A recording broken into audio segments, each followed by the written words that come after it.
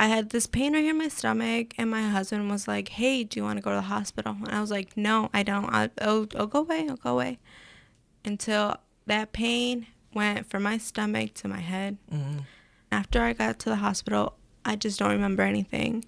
But from what everyone's telling me, they're like, we just put you in God's hands because it was scary. Welcome to Open Seat, the podcast where we create a space for authentic conversations about faith, unfiltered and unapologetic. Here, we believe that every story matters. Whether you're questioning, seeking, or steadfast in your beliefs, you'll find something relatable in these heartfelt discussions. So grab your seat, get comfortable, and let's dive into today's story here at Open Seat.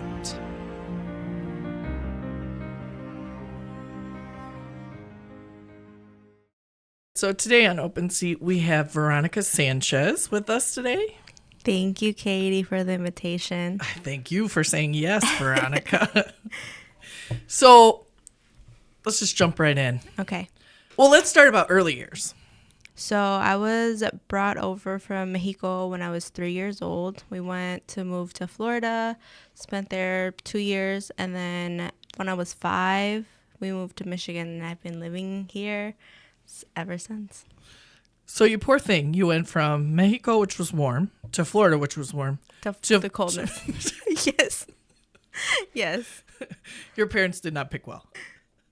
So how was it coming from Mexico to the U.S.? Do you remember those memories? I do not remember anything. Okay. When my mom told me that I was not from here, I was confused. I was like, wait, what? I've lived here my whole life. What's going on? And she's like, no, you don't have these documents. And I'm like, oh, okay. And so like when I was 12, we got a letter from the immigration saying, hey, you've been approved for your green card. And we went to go get the stuff that we needed to get. And from 12 up to 22, that's when I became a citizen. Yeah, so yes. You gave me the best birthday present I could get, which was your citizenship on my birthday. Yes. And it was one of the most incredible experiences was being in that room with all those people getting their citizenship at the same time. Yes. What a blessing. So I thank you for that because I that was really a great birthday present. So how did you start to get involved in the church? So my parents weren't really church people. Uh-huh. And one day they asked him, hey, do you want to be part of Sociedad Guadalupana? And they're like, sounds fun. Okay, let's do it. And then ever since then, they've been involved. And as they're involved, I've been involved. Yeah. So you were a catechist for a very long time, which I'm so grateful for. And now you're moved into the family movement program, right? You're in charge of we're coordinators, Adrian and I. Yeah. So what does that look like? It's pretty cool. I'm not going to lie. It's pretty cool. That's great. I've been working on my Spanish. Oh. Because it's all in Spanish. Oh, okay. And I have a little bit hard times saying things. And I speak mostly in Spanglish. Uh-huh. So if I can't find the word in Spanish, I'll just say it in English. But no, I have to say everything in Spanish. So it's been helping me. Oh, this is great. Yeah. So when you decided that you were going to be a catechist, what made you decide to do that? Because you did that really early. They were just like, hey, they're looking for catechists. And I don't know, something in me just said, I want to do it. So I think it was with, a year before John. And I was in second grade. And then after John came in, I was second and third. And I was involved in First Communion, too. And you've also served on parish council? Yes, I did. So I hate to out you, but can you just tell us your age so we have an idea of how all you've done for the church? 28. That's pretty impressive. That is very impressive, actually.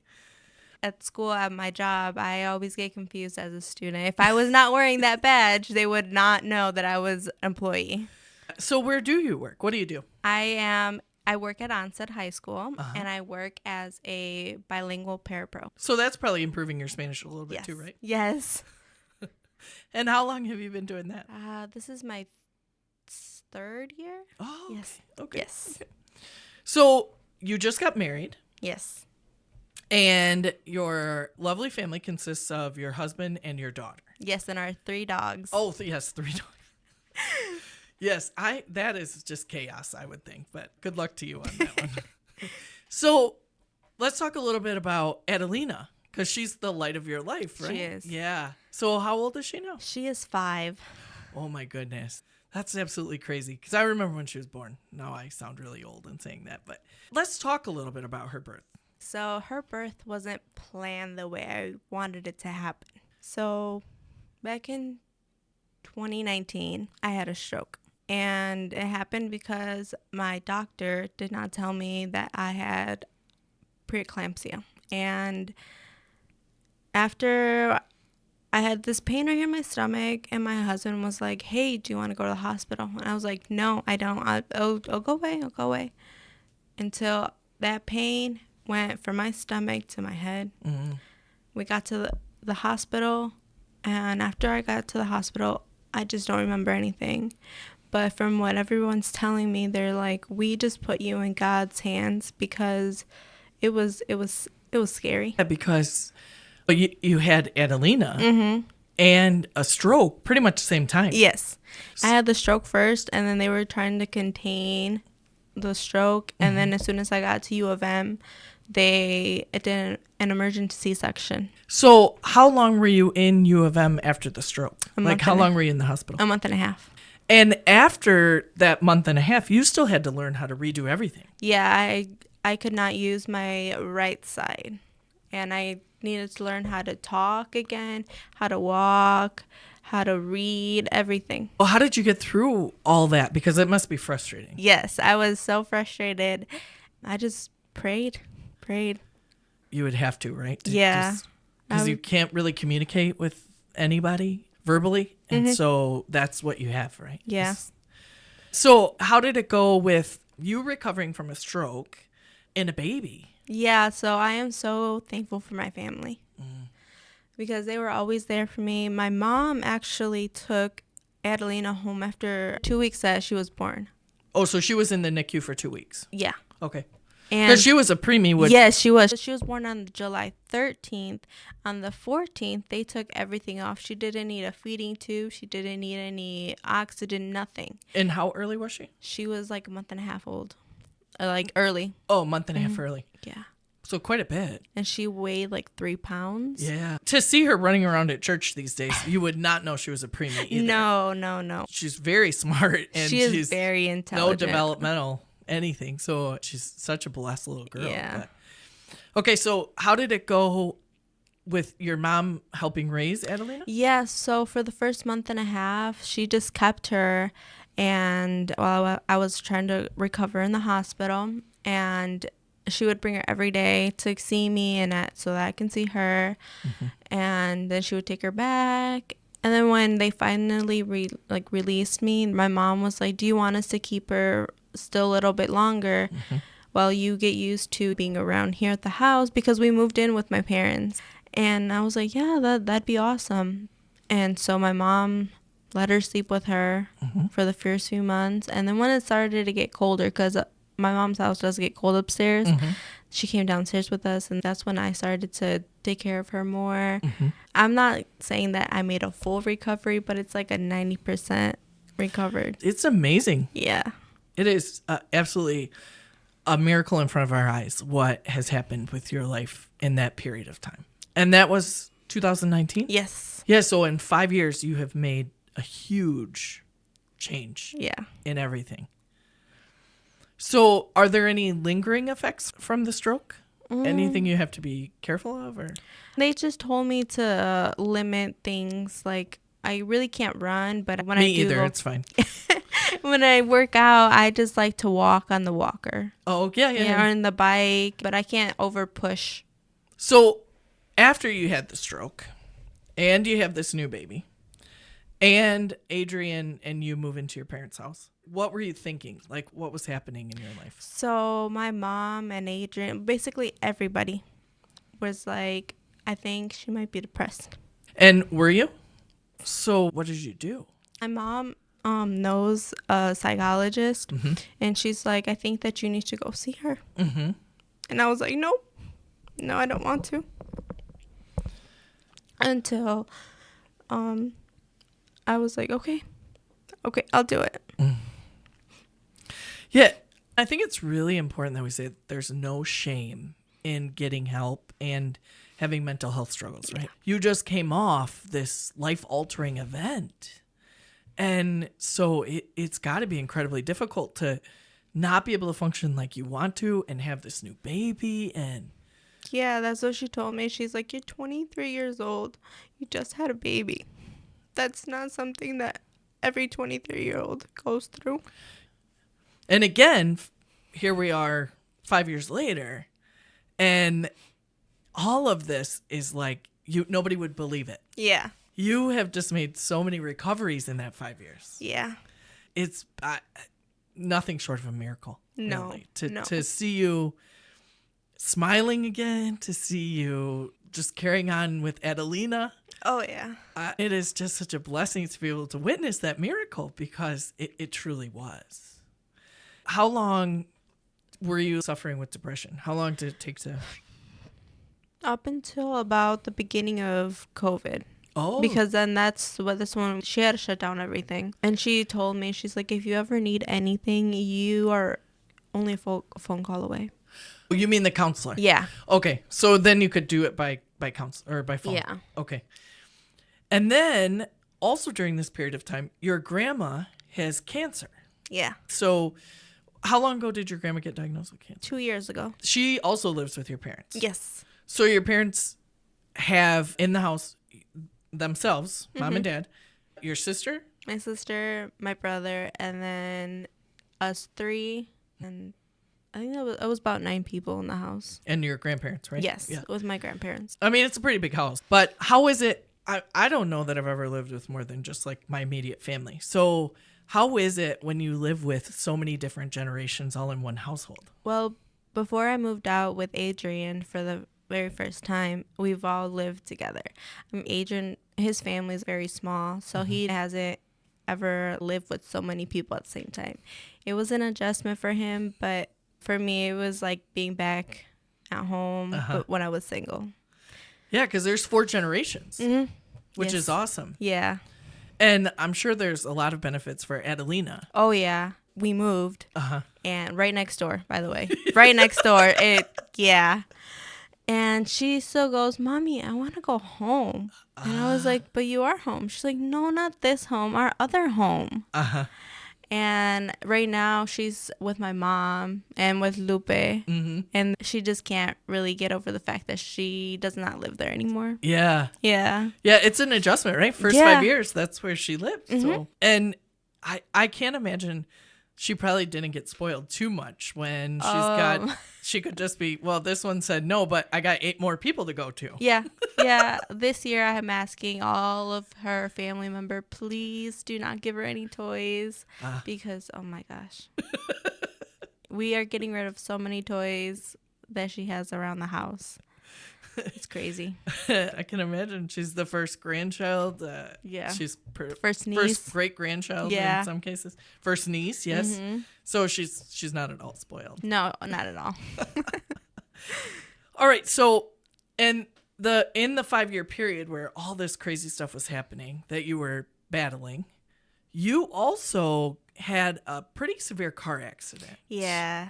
So you want to talk about that a little bit? Yeah, so this past winter, we were driving home from school, and I don't know how and when, but we got hit. And everyone who was there to witness our accident was like, you had a guardian angel with you guys, because the ditch was really bad. And I don't know, we spun 3 times, and then we landed. And then that time that I got hit, I was just thinking, dear Lord, please cover my daughter. Yeah, because she was with you. Yes, at the time she was going to Onstead. And we had a half day, and we were just coming home from school. And she was on her tablet, and she just screaming the whole time. But luckily, everybody is okay. Yes. Minor scrapes and bruises. For her, yes. And then I had a laceration on my kidney. So I was in bed for 3 days. And did you start to think like you were going back to those days when you were recovering from the stroke? Yes. Yeah. So how did you break yourself of thinking those things? I was praying hardcore. Yeah. Praying. And I guess it really was a guardian angel because I don't even know how I got out of the car. I pulled Addie out of the car, and then a fireman was coming home from work, and he's like, "Are you guys okay?" I already called 911, and I was like, "Yes, but my daughter." And she just had a few bruises on her lung area, and then where her seatbelt was, and I honestly don't know. I pulled Addie out of the car. I grabbed my phone and I called Adrian, and I was like, "Hey, we got into a car accident. We're here. I need you to get over here as quick as you can." I started feeling a bunch of pain on my right side too. It was my right side. Which is where the stroke affected. Yes. Yeah. I thought that I had broken a rib, but it was just really bruised. Mm-hmm. But I did, like I said, I had a laceration on my kidney. And they took me to the hospital since Friday, and then they let me go on Sunday. They did not let me get up, nothing. They just wanted to make sure that laceration did not become bigger. So through all of this, I'm imagining you're probably praying to Our Lady of Guadalupe, yes, right? Yes. So can you tell the listeners a little bit about Our Lady of Guadalupe? Because I don't know how many know the history and why people are so devoted to her. Before I was even born, my mom almost had a abortion with me. They did not do anything in Florida. And my mom left to Mexico. Okay. And she would just prayed really hard. And my mom had me over there. And we lived in Mexico City. Mm-hmm. And so she would take me as many chances she had to visit her, the Basilica. And I don't know what it is about being there. You just feel this peace. It's on my bucket list to get there. Really, I've heard that numerous times. And yes. People also crawl on their knees. Yes. And so my mom also made a promise to her to get our green card. And she said, if you let my daughter and I get a green card, we will crawl to you from the entrance all the way up to where you are. Mm-hmm. And yeah, that's what we did. That's pretty powerful. Yeah. And I'm certain Our Lady was with you while you were going through your stroke and your depression and your accident, because your family is such devotion to her. Yes. So Our Lady of Guadalupe is Mary, right? Yes. The Mary who appeared to Juan Diego in Mexico. Yes. So her feast day is December 12th. Mm-hmm. So how do you celebrate that as a family? We really don't do much at home because we do it all here at church. Okay. Mm-hmm. But I don't know in the American culture if you guys do this or not, but what we do is me and Lupita, by the way, my name is Guadalupe too. And my mom buys us a little cake because it's our Santo Day. It's your saint day for Guadalupe. Yes. Okay. And that's what we do. We usually do the cake the day after because my parents do a dinner here for the whole church. And it just takes up the whole day. So we really don't get a chance to celebrate. But we come to church.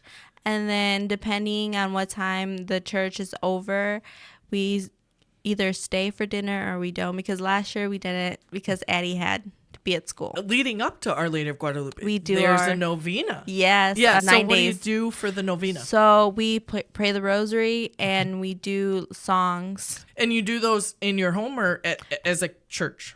We have one here at the church, but if you can't make it, you can always pray at home.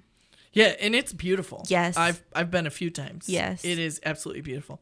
And then the night before Guadalupe. Oh, mañanitas. Yeah. Yes. So what is this? So they've changed it over the years, but basically they pray the last rosary and then people give their testimonies. They sing to her. They recite poems, a lot of things. So it's kind of an evening because it's late. Yes, it's like it's like 10, I think. 10, it starts. yes. Yeah. It's an evening to just show your devotion to Guadalupe. Yes. And lots of people give their testimonies about how they've overcome things through the intercession of Guadalupe. Yes.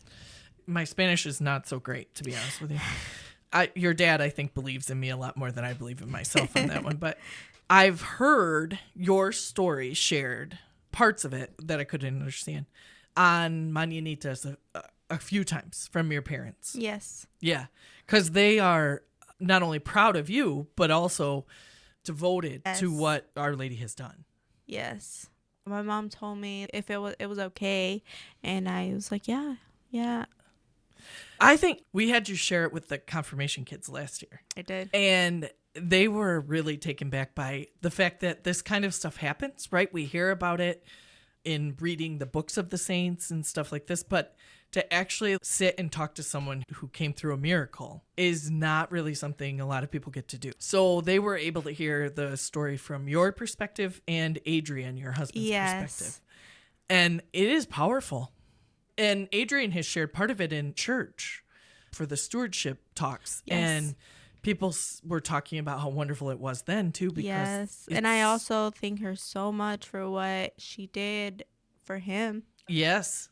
So you want to talk a little bit about that? Yeah. So basically, when I met Adrian, he was a very heavy weed smoker. And I just prayed to Mary, to God, to Jesus, to please take that away. Mm-hmm.